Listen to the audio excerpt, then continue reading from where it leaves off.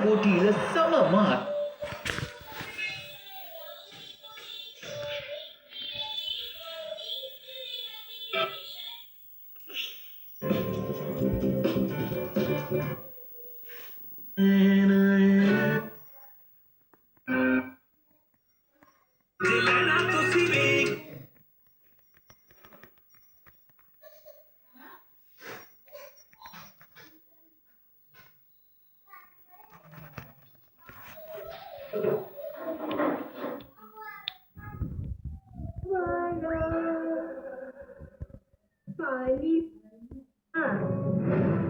अग्नि परीक्षेसाठी जाऊ तया तिला काय वाटतंय का तुझा विठुराया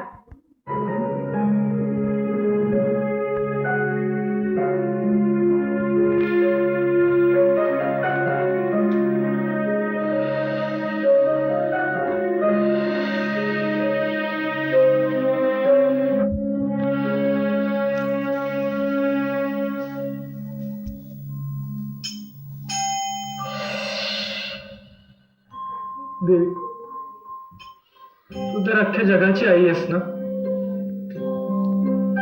तू प्लीज माझ्या आई आणि माझ्या दादामध्ये जे अंतर आले ते मिटव.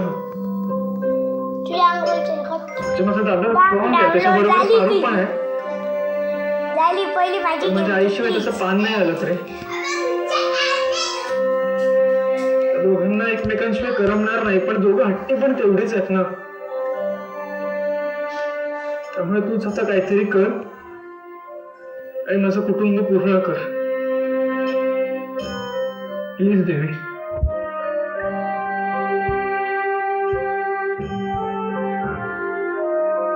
गुरुजी, मी ह्या दोघांना कुठे बघितलंय का?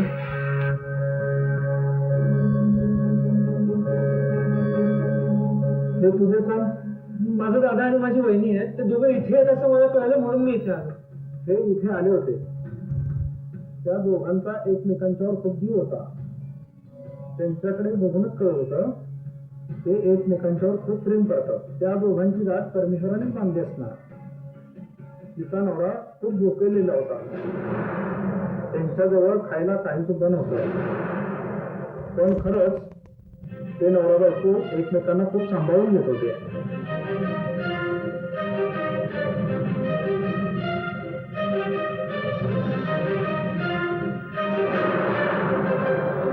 गुरुजी, त्या दोघांची कुठे राहायची वगैरे सोय झाली आहे का? म्हणजे मला त्यांना भेटायचं म्हणून विचारतो. हे बघा, मी कामानिमित्त बाहेर गेलो होतो. त्यानंतर ते कुठे गेले ते मला काहीच माहित नाही.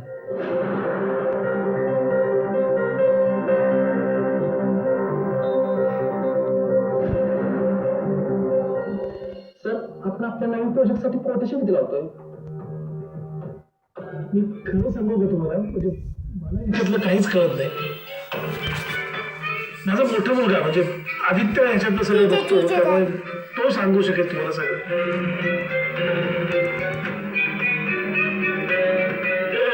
एक मिनिट तो जरा कामानिमित्ताने बाहेर गेलाय. तुम्हाला मोहन यातलं सांगू शकेल. तुम्ही मोहनला भेटता ना? चालेल ना?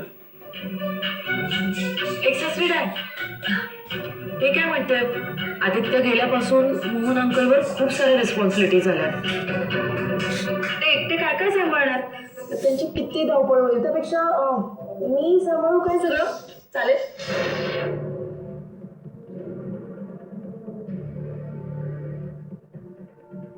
तुम्ही या. एक मिनिट एक सासरे काय, मी खरंच बोलते. हे बघा, तुमच्या घरात इतकी बिझनेस वुमन आहे, तुम्ही असंच घरात बसवून ठेवलंय. मी इतकी शिकलेली आहे, माझं सगळं शिक्षण वेस्ट होतंय. हे बघा, मी माझ्या शिक्षणाच्या मदतीने आपल्या कंपनीला अजून ग्रो करेन. तुम्ही बघा, मी सगळं अगदी व्यवस्थित पार पाडेन. तुम्ही फक्त आदित्यची जागा मला ही आपली कंपनी खूप छान सांभाळेल. ट्रस्ट मी आपल्या कंपनीच्या हिताचेच सगळे निर्णय घे. I promise. तुम्ही या आता. मी मोहनला किंवा प्रीतमला तुमच्याशी बोलायचं होतं.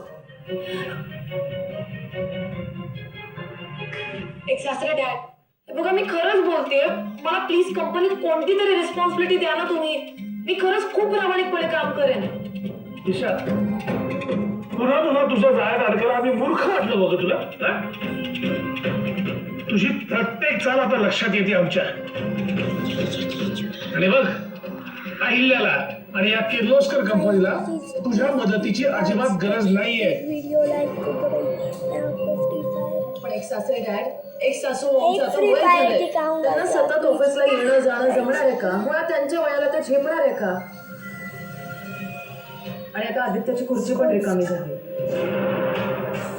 तर मालकच कंपनीत येत नसेल तर मग कामगारांची चळवळच आहे ना. डोक्यावर बसतील आपल्या, ते सतत टाइमपास करत बसतील आणि मग कंपनीचा लॉस व्हायला सुद्धा वेळ नाही लागणार. म्हणून मी म्हणते की आदित्याची सगळी रिस्पॉन्सिबिलिटी, त्याची जागा मी घेते, कारण मला कंपनी चालवण्याचा अनुभव सुद्धा आहे. मी सगळं अगदी व्यवस्थित पार पाडेल. म्हणजे आदित्यच्या जागेवर कोणीही बसणार नाही, कारण त्याची जागा कोणीही घेऊ शकत नाही. कळलं? पण हे बघ, अहिल्याने तुला या घरात राहू दिले हे तुझं नशीब समज. त्यामुळे फुकटचे काही खायला मिळते ते खा आणि शांत राहा या घरात. आमच्या कामात डोकं घालून नकोस. काय करायचं आणि काय नाही करायचं हे आमचं आम्हाला कळतं. कळलं का?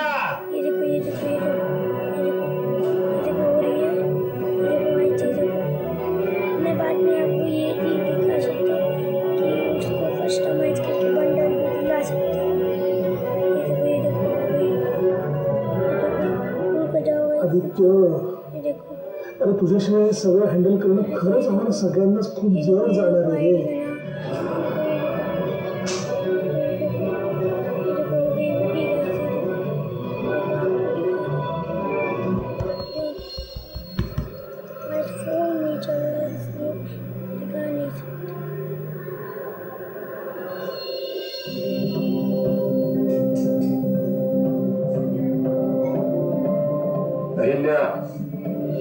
आपली मुलं चूक करतात तेव्हा आपणच त्यांना मोठ्या मनानं माफ केलं पाहिजे ना.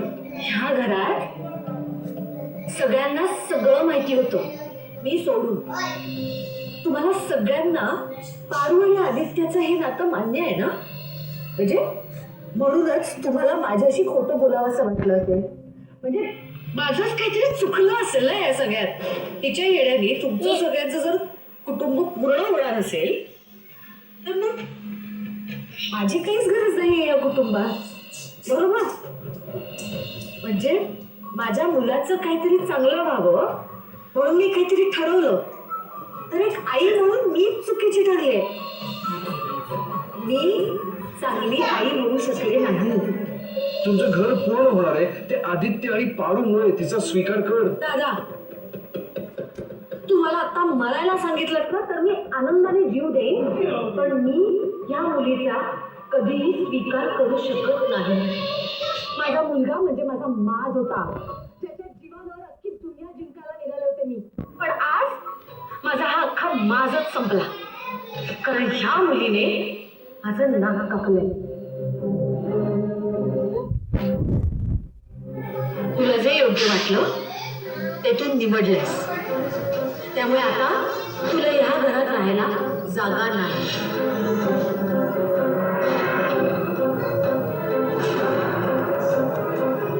मग तो माझा मुलगा असला तरी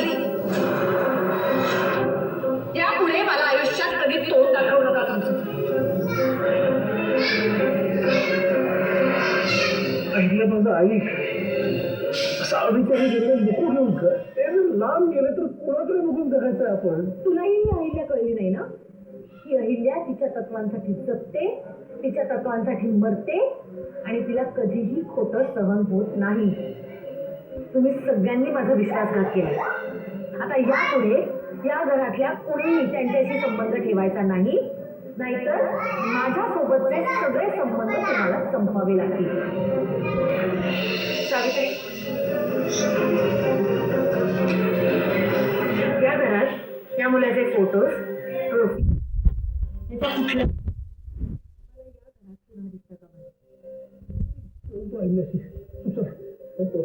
काय बघणार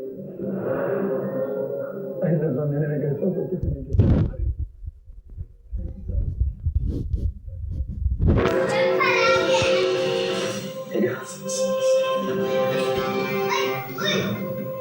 आदित्य काय बाबा आता मी आदित्य किलोच का नाहीये त्यामुळे ही सगळी लक्झरी वापरण्याचा मला कुठलाही अधिकार नाही.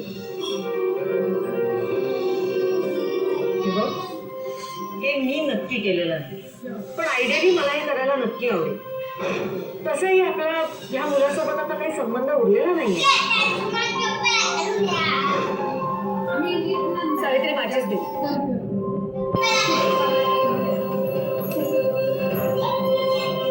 अहिल्या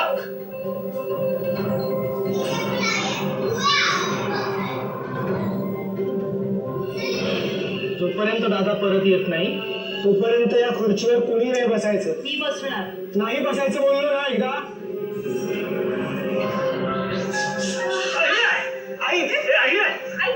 अहिल्या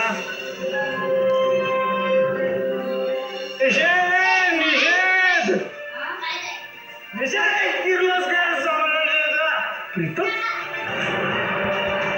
धिक्कार धिक्कार सम्राट धिक्कार धिक्कार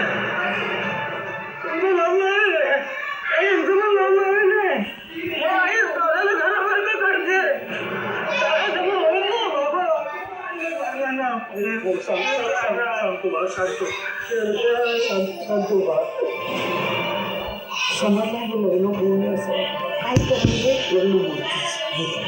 आयुष्यभर तुला असं पैसे देतो म्हणजे आम्ही पिकावं आहोत असं समजता का तुम्ही?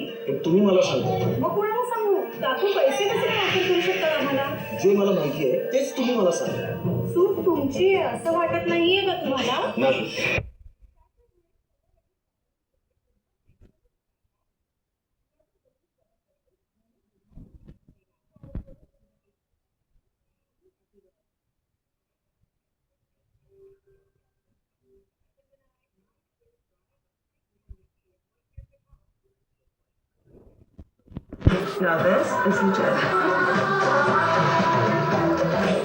बेबीला रॅशेस नाही कारण थोडासाही ओलावा नाही म्हणूनच फक्त पॅम्पर्स.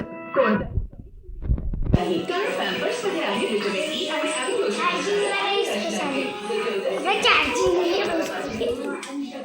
थोड़ा चार्जिंग लगा मेरी हो गई नहीं हो गई भी दिखा मैं वीडियो दिखा रहा हूँ नहीं हुई नहीं हुई